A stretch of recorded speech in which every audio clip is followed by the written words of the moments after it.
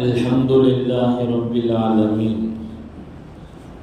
والصلاة والسلام على أشرف الأنبياء والمرسلين وعلى آله وأصحابه أجمعين أما بعد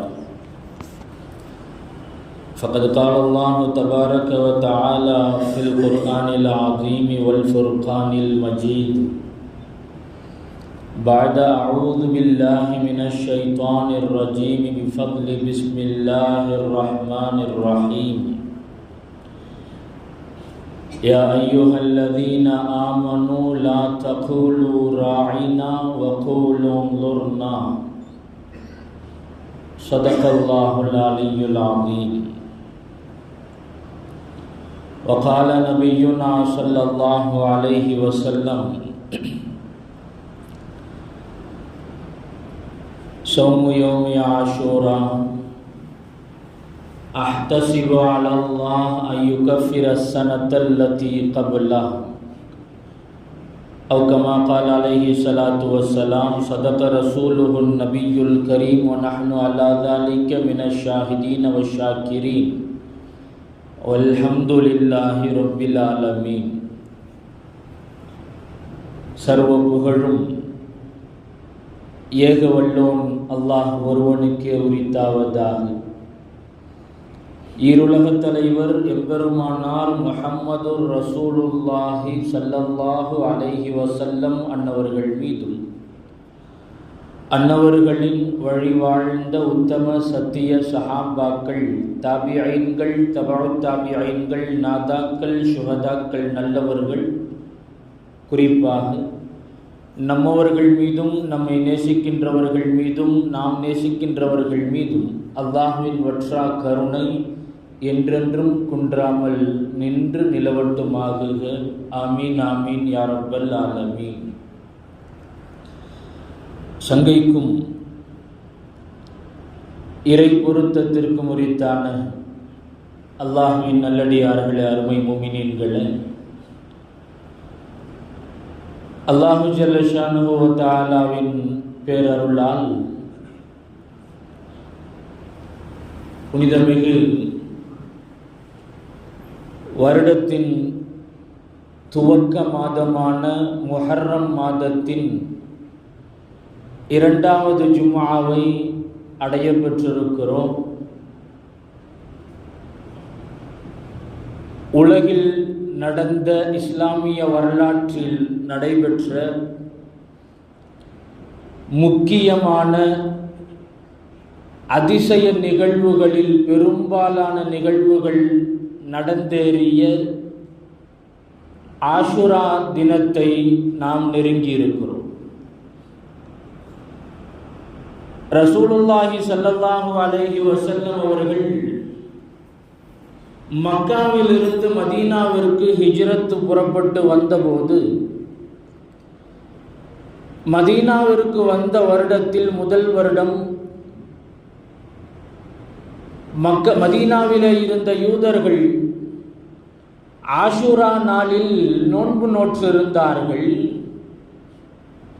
நபி ஸல்லல்லாஹு அலைஹி வஸல்லம் அவங்க கேட்டாங்க, என்ன இன்னைக்கு விசேஷம், இன்னைக்கு எல்லாரும் நோன்பு வச்சிருக்கிறீங்களே என்னன்னு? யூதர்கள் சொன்னார்கள், இது எங்களுக்கு மிகவும் முக்கியமான நாள், மிக மிக விசேஷமான தினம்.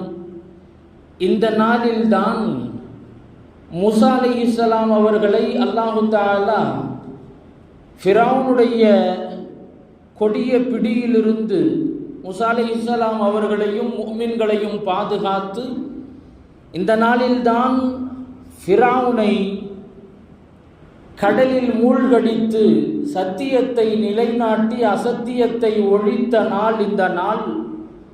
எனவே அல்லாஹ்விற்கு நன்றி செலுத்தும் முகமாக நாங்கள் இந்த நாளில் நோன்பு நோற்றிருக்கிறோம் என்று சொன்னார்கள்.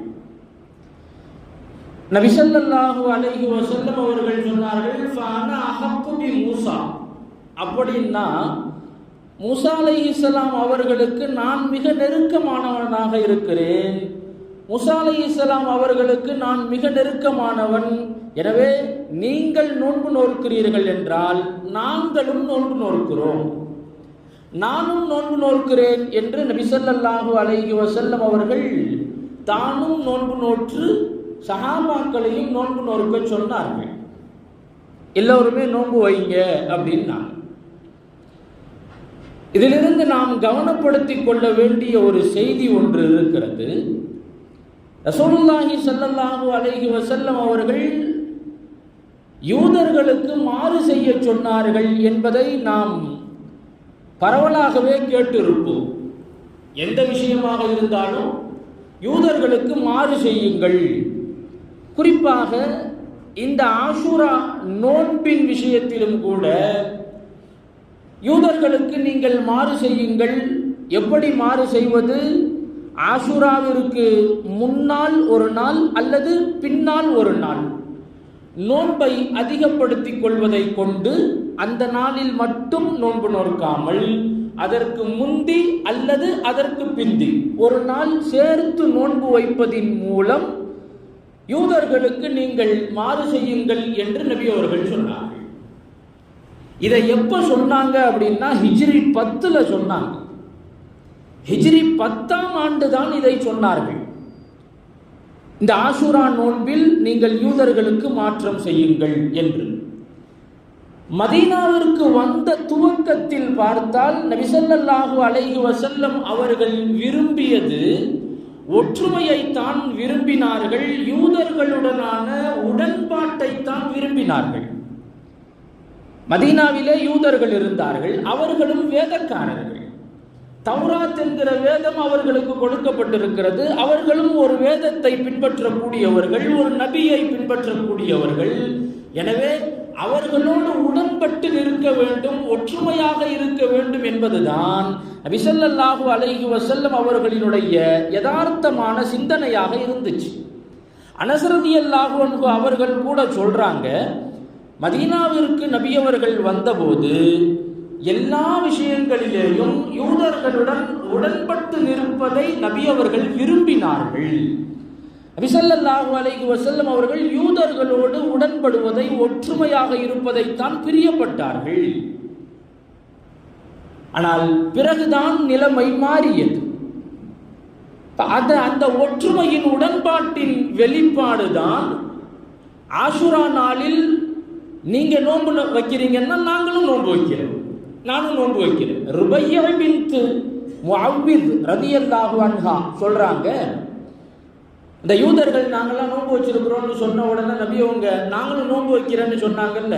அப்ப ஒரு நபரை அழைத்து மதீனாவினுடைய சுற்றுப்புறங்களில் எல்லாம் நீங்கள் அறிவிப்பு செய்யுங்கள், மக்களுக்கு போய் சொல்லுங்க, யார் இன்றைக்கு அதிகாலையில் நோன்பு வைத்தவராக, நோன்பாளியாக யார் அதிகாலை பொழுதை அடைந்திருக்கிறார்களோ, இன்றைக்கு யாரெல்லாம் நோன்பு நோற்று இருக்கிறார்களோ அவர்கள் நோன்பாளிகளாகவே இருக்கட்டும். ஆஷூராவுடைய நாள் இந்த நாள் நோன்பாளிகளாக இருக்கட்டும்.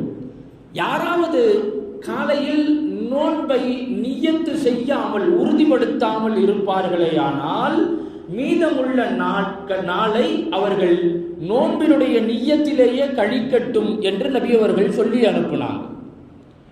இந்த செய்தியை மதீனாவினுடைய சுற்றுப்பகுதிகள் எல்லாத்திலையும் அறிவிப்பு செஞ்ச உடனே ருபையா பின்த் முஅவ்வித் ரலியல்லாஹு அன்ஹா சொல்றாங்க, இந்த செய்தி எங்களுக்கு கிடைச்சதும் நாங்கள்லாம் நோன்பு வச்சோம். எங்களுடைய சின்ன பிள்ளைகளுக்கும் கூட நாங்கள் நோன்பு வைக்க சொல்லி ஆர்வம் ஊட்டுவோம்.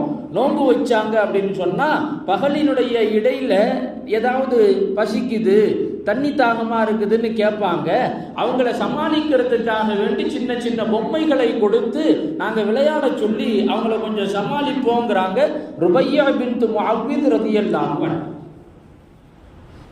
யூதர்களுடனான உடன்பாட்டை தான் நபி ஸல்லல்லாஹு அலைஹி வஸல்லம் அவர்கள் துவக்கத்தில் விரும்பினார்கள். ஆனால் யூதர்களின் போக்கு என்பது மிக மிக மோசமானதாக மாறிப்போனது. மிக மோசமானதாக மாறிப்போனது. என்ன இருந்தாலும் அவர் எதா இருந்தாலும் நம்மளை பார்த்து தான் நடந்துக்கிடுவார் என்று மிக மோசமான சிந்தனைகள், மோசமான செயல்பாடுகள், சித்தாந்த ரீதியான கோளாறுகள் எல்லாம் பெருகிய போது, அதிகரித்த போதுதான் அல்லாஹ் ரப்புல் ஆலமீன் நபி ஸல்லல்லாஹு அலைஹி வஸல்லம் அவர்களுக்கு உத்தரவிட்டால் இனிமேலும் நீங்கள் அவர்களோடு ஒத்துப்போக வேண்டிய அவசியம் இல்லை. வலைனி தபஅத அஹ்வாஹும் மின் பஅதி மா ஜாஅக மினல் இல்ம் இன்னக இதல் லமினல் ஸாலிமீன். உங்களுக்கு சத்தியம் எதுவென்று தெரிந்துவிட்டது. சத்தியமான மார்க்கத்தை நீங்கள் அடைந்திருக்கிறீர்கள். தெளிவான ஆதாரம் உங்கள் கைவசம் இருக்கிறது. அப்படி இருந்தும் இதற்கு பிறகும் கூட அவர்களினுடைய எண்ணங்களுக்கு தோதுவாக, அவர்களுடைய விருப்பத்திற்கு தோதுவாக நடக்க வேண்டும் என்று நீங்கள் நினைத்தால் நீங்கள் தான் மோசம் போகுவீர்கள். நீங்கள் தான் மோசமாக வேண்டிய சூழல் ஏற்படும். அதனால் இனிமேல் நீங்கள் அவர்களுக்கு ஒத்துப்போக வேண்டிய, உடன்பட வேண்டிய அவசியம் இல்லை என்று அல்லாஹ் ரப்புல் ஆலமீன் சொன்னான். நபி ஸல்லல்லாஹு அலைஹி வஸல்லம் அவர்கள் நிலைமையை மாற்றினார்கள். யூதர்களுடனான உடன்பாட்டு நிலையிலிருந்து முரண்பாட்டு நிலையை நபி ஸல்லல்லாஹு அலைஹி வஸல்லம் அவர்கள் எடுத்தார்கள். சொல்ல போனால் ஆஷுராவுடைய நாளில் நோன்பு நோற்பது என்பது மதீனாவிற்கு வந்ததற்கு பிறகு என்று அல்ல. மக்காவில் கூட அந்த நாளில் குறைஷிகள் நோன்பு நோற்பார்கள். மக்காவில் குறைஷிகள் நோன்பு வைப்பாங்க. நபி ஸல்லல்லாஹு அலைஹி வஸல்லம் அவர்களும் மக்காவில் இருக்கும்போது நோன்பு நோற்பார்கள். சில பேர் சொல்லுவாங்க, யூதர்கள் சொல்லித்தான் நபி உங்களுக்கு தெரியுதா அந்த நாளில் நோன்பு வைக்கணும்னு? இல்லை, நபி ஸல்லல்லாஹு அலைஹி வஸல்லம் அவங்க மக்காவில் இருக்கும் போதே அந்த நாளிலே நோன்பு நோற்றவர்கள் தான். மதீனாவிற்கு வந்து யூதர்கள் எல்லோரும் அந்த நாளிலே நோன்பு நோற்று இருந்த போது நபி ஸல்லல்லாஹு அலைஹி வஸல்லம் அவர்கள் அந்த உடன்பாட்டை, ஒற்றுமையை வெளிப்படுத்தும் முகமாக பொது அறிவிப்பு செய்தார்கள். நானும் நோன்பு நோக்கிறேன், மற்ற முஃமின்கள் எல்லோரும் நோன்பு வையுங்கள் என்ற பொது அறிவிப்பை செய்தார்கள். அதற்கு பிறகு யூதர்களுடனான முரண்பாட்டு நிலையை நபி ஸல்லல்லாஹு அலைஹி வஸல்லம் அவர்கள் கையில் எடுத்த போது எல்லா விஷயங்களிலும் யூதர்களை விட்டு நாம் வித்தியாசப்பட வேண்டும் என்பதை நபி ஸல்லல்லாஹு அலைஹி வஸல்லம் அவர்கள் நமக்கு உணர்த்தினார்கள். அதனால்தான் நோன்பு காலத்தில், நோன்பின் போது சஹர் நேரத்திலே சஹருடைய உணவை சாப்பிடுவது என்பது கூட யூதர்களுடைய நோன்புக்கும் நம்முடைய நோன்புக்கும் இடையிலே உள்ள வேறுபாடு. யூதர்கள் சஹர் உணவை சாப்பிட மாட்டார்கள், சஹர் நேரத்திலே உணவை எடுத்துக்கொள்ள மாட்டார்கள். எனவே நபி அவர்கள் சொன்னார்கள், ஃபஸ்லு மா பைன சியாமினா வ சியாமி அஹ்லில் கிதாப் அகலத்து ஸஹர். நம்முடைய நோன்புக்கும் அந்த வேதக்காரர்களினுடைய நோன்புக்குமான வேறுபாடு சஹர் உணவை சாப்பிடுவது. எனவே நீங்கள் சஹருடைய உணவை சாப்பிடுங்கள். தஸஹரு ஃபஇன்ன ஃபிஸ் ஸுஹூரி பரக்கா. சஹர் உணவை நீங்கள் சாப்பிடுங்கள், அதிலே பரக்கத் இருக்கிறது என்றார்கள் நபி ஸல்லல்லாஹு அலைஹி வஸல்லம் அவர்கள். ஒவ்வொரு விஷயத்திலும் நபி ஸல்லல்லாஹு அலைஹி வஸல்லம் அவர்கள் யூதர்களோடு முரண்பட ஆரம்பித்தார்கள். நான் ஆஷுராவுடைய நாளில் இந்த நோன்பின் விஷயத்திலே நபி அவர்கள் யூதர்களோடு முரண்பட வேண்டும் என்பதை ஹிஜ்ரி 10 சொன்னாங்கன்னு சொன்னேன். ஹிஜ்ரி 10வது வருஷம்தான் சஹாபாக்கள் நபி ஸல்லல்லாஹு அலைஹி வஸல்லம் அவங்கள்ட்ட கேட்குறாங்க. இப்படி ஒவ்வொரு விஷயத்திலாக நபி அவர்கள் யூதர்களோடு முரண்பட்டு வந்து கொண்டே இருக்கிறாங்க. ஆனால் ஆஷுராவுடைய நாளில் யூதர்களும் அந்த நாளை கண்ணியப்படுத்துகிறார்கள், நோன்பு நோக்கிறார்கள். நாமும் அந்த நாளை கண்ணியப்படுத்துகிறோம், நோன்பு நோக்கிறோம். இதில் யூதர்களோடு நாம் ஒத்துப்போவது போல தெரியுது. நபி ஸல்லல்லாஹு அலைஹி வஸல்லம் அவங்கள்ட்ட சஹாபாக்கள் வந்து கேட்டாங்க, யா ரசூலல்லாஹ், இந்த ஆஷுராவுடைய தினத்தில் யூதர்களும் இந்த தினத்தை கண்ணியப்படுத்த, நோன்பு நோர்க்க, நாமும் இந்த நாளை கண்ணியப்படுத்த, நோன்பு நோர்க்க, இது ஒரு விதமான உடன்பாட்டை போலத்தானே தெரிகிறது. நபி ஸல்லல்லாஹு அலைஹி வஸல்லம் அவங்க அப்பத்தான் சொன்னாங்க, லைன் பகீது இலல் ஆமில் காபில், அடுத்த வருடம் நான் ஹயாத்தோடு இருந்தால் லஅஸூமன்ன தாஸிஅ, 9ஆம் நாளும் சேர்த்து நான் நோன்பு நோற்பேன் என்று நபி அவர்கள் சொன்னார்கள். 10ஆம் நாள் மட்டுமல்ல, 9வது நாள் சேர்த்து நான் நோன்பு வைப்பேன். இப்ப இப்ப இந்த வகையில் யூதர்களோடு நபி ஸல்லல்லாஹு அலைஹி வஸல்லம் அவர்கள் ஆஷுராவுடைய நோன்பு விஷயத்திலே முரண்பாட்டை சஹாபாக்களுக்கு சொன்னார்கள். ஆஷுராவுடைய நோன்பு என்பது ரமலான் நோன்பு கடமையாக்கப்படுவதற்கு முன்பு வரை, ரமலான் கடமையாக்கப்படுவதற்கு முன்பு வரை ஆஷுராவுடைய நோன்புதான் ஃபர்தினுடைய தரத்தில் இருந்திருக்கிறது. ஃபர்து வாஜிபினுடைய தரத்தில் இருந்திருக்கிறது. எப்போது அல்லாஹு தஆலா ரமலானை கடமையாக்கினானோ, ஹிஜ்ரி 2ல் ரமலான் நோன்பு கடமையாக்கப்பட்டுச்சு.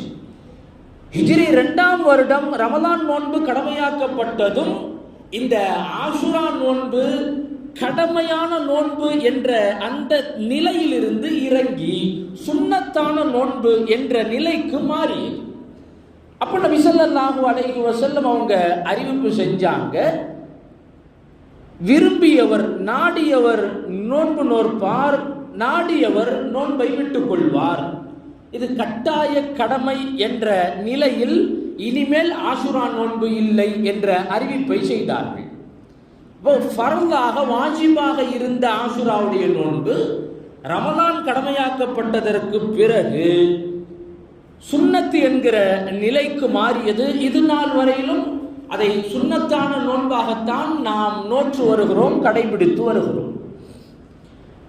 யூதர்களுடனான முரண்பாடு என்று பார்க்கிற போது நிறைய விஷயங்களில், செயல்பாடுகள் மட்டுமல்லாமல் சொற்களிலும் கூட யூதர்களுடனான முரண்பாட்டை நபி ஸல்லல்லாஹு அலைஹி வஸல்லம் அவர்கள் கவனித்திருக்கிறார்கள். யூதர்கள்ட்ட ஒரு பழக்கம் இருக்குது, கொஞ்சம் எங்களை பாருங்க, கொஞ்சம் எங்களை கவனிங்க அப்படின்னு சொல்லணும்னா ராயினா ராயினா அப்படிங்கிற வார்த்தையை முஃமின்கள் பயன்படுத்திக்கிட்டு இருந்தாங்க. கொஞ்சம் நபியவங்களுக்கு வஹி வந்து வசனம் இறக்கப்பட்டு அந்த வசனத்தை சஹாபாக்களுக்கு நபி ஸல்லல்லாஹு அலைஹி வஸல்லம் அவங்க ஓதி காட்டும் போது கொஞ்சம் வேகமா ஓதி காட்டுவாங்க, அல்லது நபியவர்களுடைய அந்த வேகத்திற்கு சஹாபாக்களால் ஈடு கொடுக்க முடியாம இருக்கும். அப்போ நபி ஸல்லல்லாஹு அலைஹி வஸல்லம் அவங்கள பார்த்து சஹாபாக்கள் சொல்லுவாங்க, ராயினா ராயினா அப்படின்பாங்க, கொஞ்சம் எங்களை கவனிங்க கொஞ்சம் அப்படின்னு. ஆனா இதே வார்த்தையை யூதர்களும் பயன்படுத்தினாங்க, ராயினா ராயினா அப்படின்னாங்க. ஆனால் அவர்களுடைய பரிபாஷையில், யூதர்களுடைய பரிபாஷையில் ராயினா என்பது மோசமான வார்த்தை, மோசமான வார்த்தை.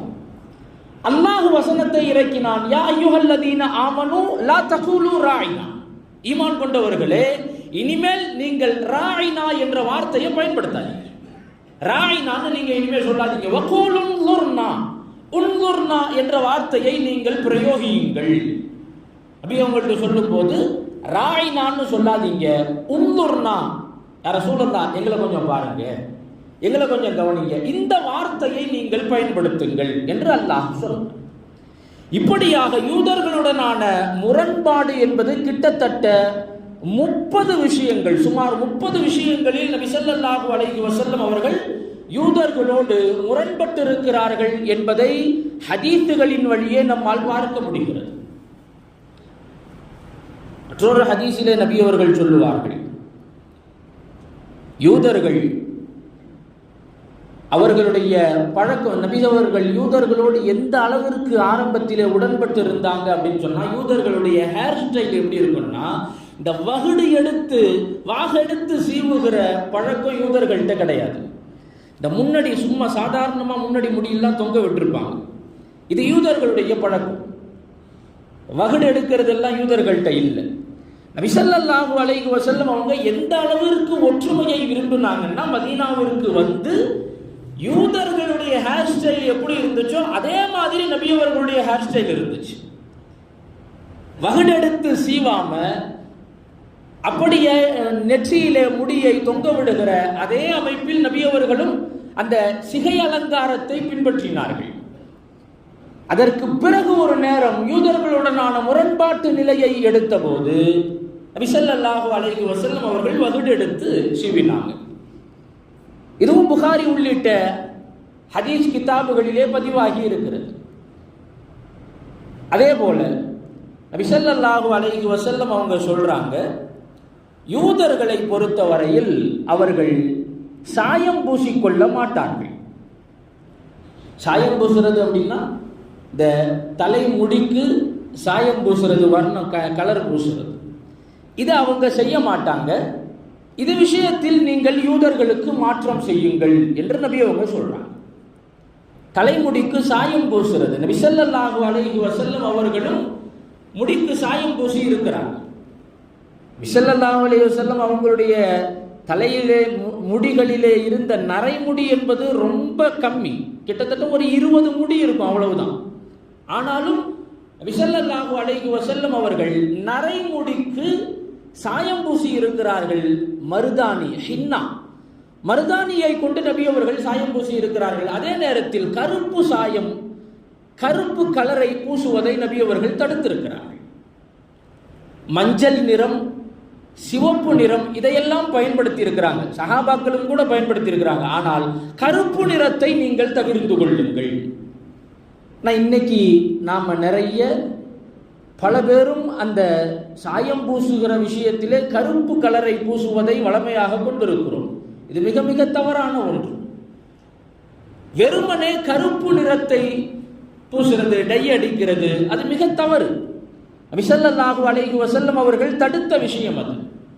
ஆனால் ஹின்னா, மருதாணியோட கருப்பு கலரை கலந்து பயன்படுத்தி கொள்வது வேண்டுமானால் பரவாயில்லை.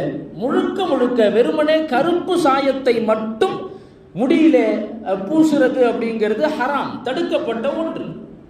அதை செய்யக்கூடாது. இது விஷயத்திலும் கூட நபி ஸல்லல்லாஹு அலைஹி வஸல்லம் அவர்கள் யூதர்களுடனான முரண்பாட்டு நிலையை நபி அவர்கள் சொல்கிறார்கள். அதேபோல் யூதர்களுடைய பழக்கம் என்ன அப்படின்னா, பெண்கள் மாதவிடாய் காலத்தில் அந்த உபாதை உடையவர்களாக இருப்பார்களே, ஆனால் வீட்டுக்குள்ள சேர்க்க மாட்டான். தனியா வீட்டை விட்டு ஒதுக்குப்புறமா ஒரு இடம் இருக்கும், அங்கதான் போய் அவங்க இருக்கணும். ஒன்னா உட்காந்து சாப்பிட்றது இல்லை, ஒன்னா உட்காந்து குடிக்கிறது இல்லை, பக்கத்துல உட்கார்றது இல்லை, எதுவும் கிடையாது, தள்ளி வச்சிடுறது. மாதவிடாய் காலத்தில் பெண்களை தனிமைப்படுத்துகிற பழக்கம் யூதர்களிடத்தில் இருந்தது. சஹாபாக்கள் நபி ஸல்லல்லாஹு அலைஹி வஸல்லம் அவர்களிடத்திலே வந்து கேட்கிறாங்க, அல்லாஹ்வுடைய தூதர் அவர்களே, யூதர்கள் வேதக்காரர்கள் பெண்கள் மாதவிடாய் உடையவர்களாக இருப்பார்களேயானால் அவர்களை தனிமைப்படுத்தி விடுகிறார்கள், ஒதுக்கி வைத்து விடுகிறார்கள், அவர்களோடு சேர்ந்து சாப்பிடுவதில்லை, சேர்ந்து அமர்ந்து பேசுவதில்லை, குடிப்பதில்லை. நாங்க என்ன செய்யறது, எப்படி நடந்துக்கணும், இப்படித்தான் இருக்கணுமா, இப்படித்தான் செய்யணுமா அப்படின்னு கேட்டாங்க.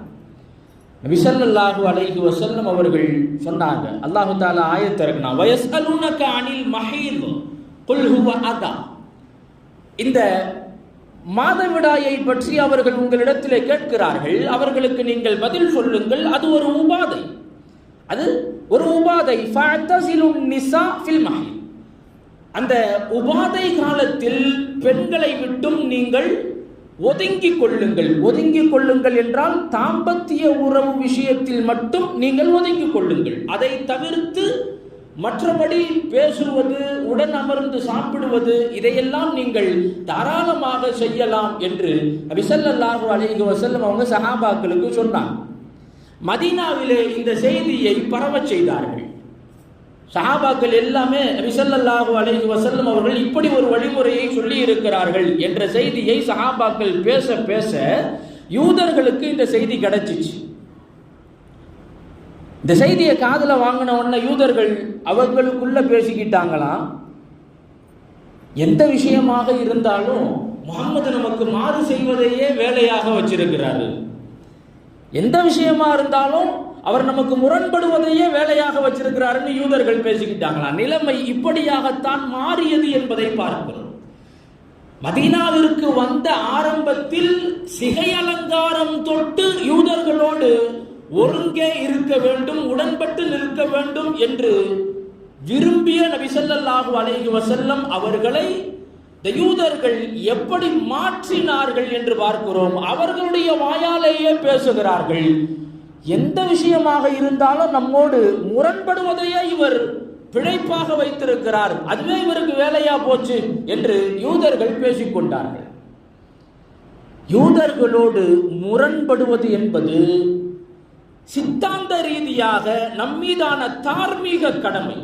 நாம் எந்த வகையிலும் யூதர்களோடு உடன்பட்டு போய்விடக் கூடாது, ஒத்து போய்விடக் கூடாது. அது எந்த விஷயமாக இருந்தாலும் சரிதான். ஆடை விஷயமாக இருந்தாலும் சரி, உடை விஷயமாக, அலங்காரம் விஷயமாக, எதுவாக இருந்தாலும் சரி, யூதர்களுடனான வேறுபாட்டு நிலையில்தான், முரண்பாட்டு நிலையில்தான் நாம் இருக்க வேண்டும். அதைத்தான் நபி ஸல்லல்லாஹு அலைஹி வஸல்லம் அவர்கள் நமக்கு சொல்லித் தந்திருக்கிறார்கள். யூதர்கள் அத்தகைய விஷமிகள் என்கிற காரணத்தினால்தான் ரசூலுல்லாஹி ஸல்லல்லாஹு அலைஹி வஸல்லம் அவர்கள் இவ்வளவு தெளிந்த வழிகாட்டுதலை நமக்கு தந்திருக்கிறார்கள். யூதர்களினுடைய உருவாக்கம், யூதர்களினுடைய கண்டுபிடிப்புகள், அவங்களுடைய ப்ராடக்ட், அதையெல்லாம் முடிந்தவரை, கூடுமானவரை நாம் தவிர்ப்பதுதான் நமக்கு சாலச் சிறந்தது. அதை பயன்படுத்துவதோ, அவர்களோடு அந்த விஷயத்தில் உடன்பட்டு நிற்பதோ அது தவறானது என்கிற சிந்தனை நம்மிடத்தில் இருக்க வேண்டும். அன்பிற்குரியவர்களே, ஆஷுராவுடைய நாள் அல்லாஹ் ரப்புல் ஆலமீன் மூஸா அலைஹிஸ்ஸலாம் அவர்களுக்கு ஈடேற்றத்தை தந்த நாள், முஃமின்களுக்கு அல்லாஹ் ஈடேற்றத்தை தந்த நாள், சத்தியத்தை காத்து அசத்தியத்தை அழித்த நாள் ஆஷுராவுடைய நாள். பெரும்பாலான அதிசய நிகழ்வுகள் நிகழ்ந்த அந்த நாள். அந்த நாளின் மூலமாக யூதர்களுக்கும் முஃமின்களுக்குமான வேறுபாட்டை நபி ஸல்லல்லாஹு அலைஹி வஸல்லம் அவர்கள் நமக்கு அறிமுகப்படுத்தினார்கள், சொல்லித் தந்திருக்கிறார்கள். நபி ஸல்லல்லாஹு அலைஹி வஸல்லம் அவர்கள் எப்படி வாழ்ந்தார்களோ, சஹாபாக்கள் எப்படி வாழ்ந்தார்களோ, அதன்படி அவர்களை அப்படியே பின்பற்றி வாழுகிற நர்பாக்கியசாலிகளாக வல்ல ரஹ்மான் அல்லாஹு தஆலா நம் அனைவரையும் ஆக்கி அருள் புரிவானாக. நபி ஸல்லல்லாஹு அலைஹி வஸல்லம் அவர்கள் யாரோடெல்லாம் முரண்பட்டு நின்றார்களோ அவர்களோடு எந்த வகையிலும் உடன்பட்டு விடாமல் நபி ஸல்லல்லாஹு அலைஹி வஸல்லம் அவர்களை முழுக்க முழுக்க பின்பற்றி, நபி அவர்களினுடைய சுன்னத்தை முழுக்க முழுக்க பின்பற்றி கடைபிடித்து வாழுகிற நர்பாக்கியத்திற்குரியவர்களாக வல்ல ரஹ்மான் நம் அனைவரையும் ஆக்கி அருள் புரிவானாக. ஆஷுராவுடைய தினத்தில் வல்ல ரஹ்மான் அல்லாஹு தஆலா எத்தகைய வல்லமையை அல்லாஹ் வெளிப்படுத்தினானோ அதே போன்ற அல்லாஹ்வுடைய வல்லமையை வெளிப்படுத்தி சத்தியம் நிலைக்கவும் அசத்தியம் தோற்கவும் வல்ல ரஹ்மான் அருள்பாலிப்பானாக. பிஹக்கி சய்யிதினா முஹம்மதின் ஸல்லல்லாஹு அலைஹி வஸல்லம் வ ஆகிரு தஅவானா அனில் ஹம்துலில்லாஹி ரப்பில்